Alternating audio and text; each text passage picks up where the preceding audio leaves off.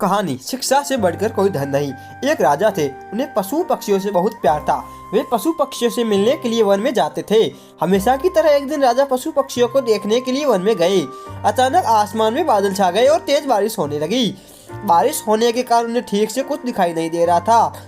राजा रास्ता भटक गए। रास्ता ढूंढते ढूंढते किसी तरफ राजा जंगल के किनारे ही पहुंच गए। भूख प्यास और थकान से बेचैन राजा एक बड़े पेड़ के नीचे बैठ गए।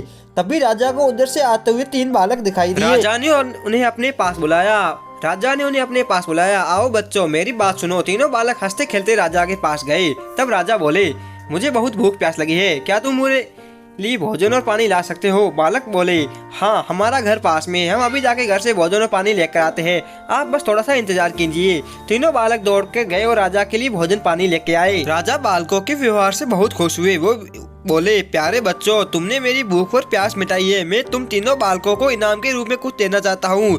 बताओ तुमको क्या चाहिए? थोड़ी देर सोचने के बाद एक बालक बोला, महाराज, क्या मुझे बंगला और गाड़ी दे सकते हैं? राजा बोले, हाँ हाँ, क्यों नहीं, अगर तुम्हें ये चाहिए तो जरूर मिलेगा। अब तो बालक फूलने से न समाया। दूसरा बालक भी उछलते हुए बोला, मैं बहुत गरीब हूँ, मुझे धन चाहिए जिससे मैं अच्छा खा सकूँ, अच्छे कपड़े पहन सकूँ और मस्ती कर सकूँ। राजा मुस्कुराते हुए बोले, ठीक है बेटा, मैं तुम्हें बहुत सारा धन दूंगा। यह सुनकर दूसरा बालक खुशी से झूम उठा। भला तीसरा बालक क्यों चुप रहता? वो भी बोला, महाराज, क्या आप मेरा सपना भी पूरा करेंगे? मुस्कुराते हुए राजा बोले, क्यों नहीं बेटा, तुम्हारा क्या सपना है? तुम्हें भी धन दौलत चाहिए? नहीं महाराज, मुझे धन दौलत नहीं चाहिए, मेरा सपना है कि मैं पढ़ लिख कर विद्वान बनूं। क्या आप मेरे लिए कुछ कर सकते हैं? तीसरे बालक की बात सुनकर राजा बहुत खुश हुए। राजा ने उसके लिए पढ़ने की उचित व्यवस्था कर दी। वह मेहनती बालक था। वह दिन रात लगन से पढ़ता, कक्षा में पहला स्थान प्राप्त करता। इस तरह समय बीतता गया।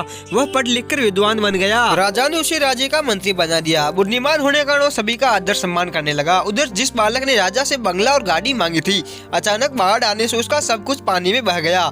दूसरा बालक भी धन मिलने के बाद कोई काम नहीं करता था, बस दिन भर फिजूल खर्च करके मौज उड़ाता था।